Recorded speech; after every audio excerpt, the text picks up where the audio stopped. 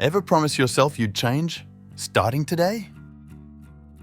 That you'd finally start that diet, learn that language, begin that workout? Only to find yourself back where you started, with another broken promise? You're not alone. There's something deeply human about this experience, something that goes beyond a simple lack of willpower. The truth is, our brain doesn't work the way we think when it comes to lasting change. Think of your brain as an ancient city shaped over years. Not a modern city with straight, organized streets, but a medieval one where roads emerged naturally, twisting, uneven, following the easiest terrain. Every time you act or make a choice, it's like walking one of those old paths. When you try something new, it's like forging a trail through tall grass and rocks, exhausting, uncertain, full of resistance. Now here's the fascinating part. Your brain, like a mayor obsessed with efficiency, notices which paths get used most often. And what does it do? It improves them. The rough trail gets walked enough times that it becomes smoother, easier. Over time, it may turn into a dirt path, then a paved road, and eventually into a familiar route you travel almost automatically. This is why you can brush your teeth half asleep, or why your fingers instinctively find letters on your phone's keyboard.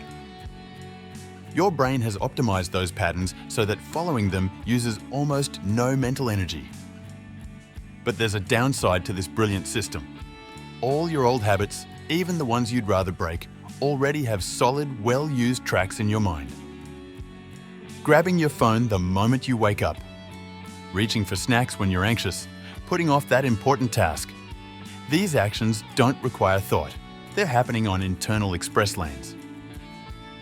And when you try to change, you're essentially asking your brain to abandon a paved road for a confusing, thorny path with no signs. Of course it resists. Of course it wants to turn back. But here's the discovery that flips the script. Inside of you live two distinct characters. The first is the rational system. Imagine a wise and patient architect. This is the part of you that makes long-term plans, sees the benefit of exercise 6 months from now, understands the importance of saving money or learning something new. It's strategic, disciplined, but also slow and easily fatigued. The second character is wildly different. It's like a strong-willed 3-year-old. It lives entirely in the present moment. It wants what it wants now. It doesn't like effort, and it loves comfort and immediate gratification. If it sees a phone notification, it wants to check it now. If it passes a bakery, it wants the pastry now. It's not sabotaging you. It simply operates on instinct and pleasure. Amazingly, during most of your daily life, these two parts of you cooperate without conflict. The architect lays out routines and structures, and the child follows them effortlessly. You get up, get dressed, commute, complete dozens of tasks without overthinking. The system runs smoothly. But the moment you try to introduce a big change, especially one that feels difficult, that balance is disrupted. Suddenly, the architect and the child are in a tug of war. The architect wants to go for a run. The child prefers the couch. The architect wants to read that book. The child wants TikTok. And after a long day, guess who usually wins? Now here's where things get interesting. There's a better strategy. Instead of fighting with your inner child, you can partner with it. You can sneak change in through the side door. How?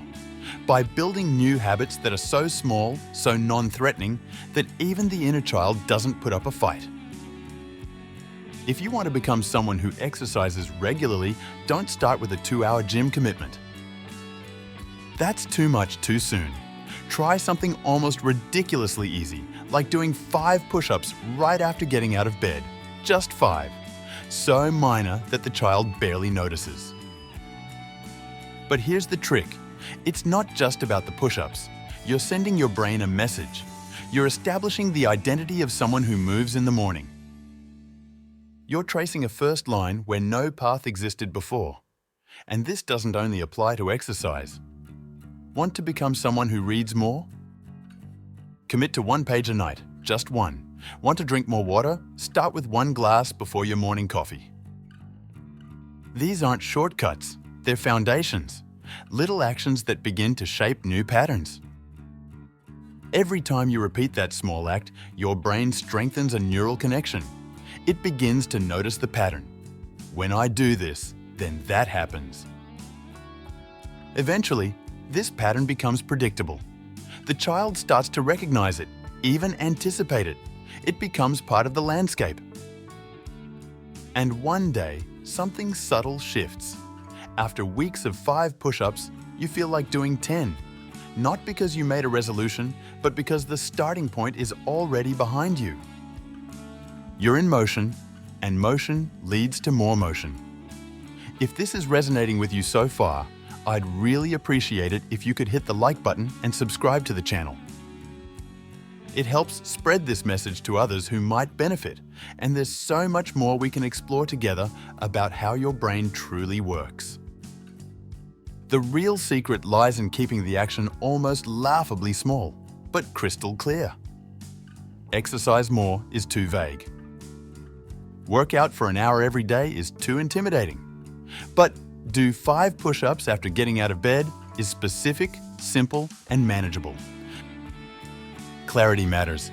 Your brain responds to cues. When you see your car keys, you think of driving. When you walk into the kitchen, you think of food. These are mental triggers, and your brain is wired to respond to them.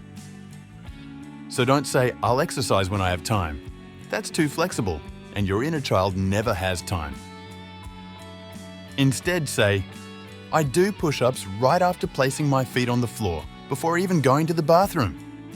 That's a clear signal, one that can become automatic. Of course, there will be mornings when you don't feel like it, days when your inner child whines or wants to skip it.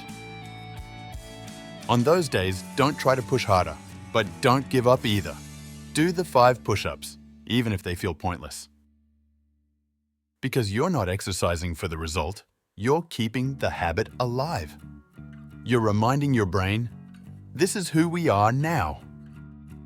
And then, over time, something wonderful unfolds. The 5 become 10.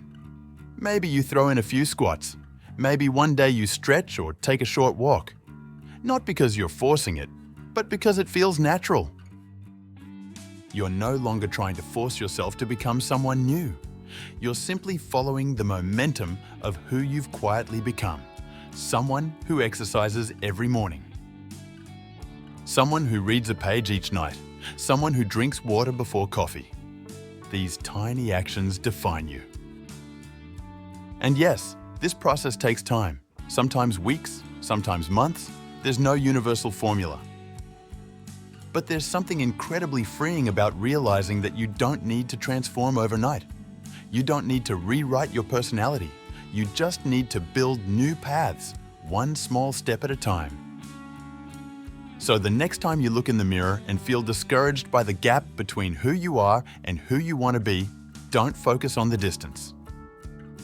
Focus on the first few steps. Don't look for giant leaps. Look for tiny trails worth walking again and again. Because real change doesn't come from dramatic decisions made once, but from humble choices repeated daily until they become part of your very nature. Change isn't a final destination. It's a direction, one you choose each morning with one small step, one tiny act of identity. That's how new roads begin, and how, one day, they become your way home.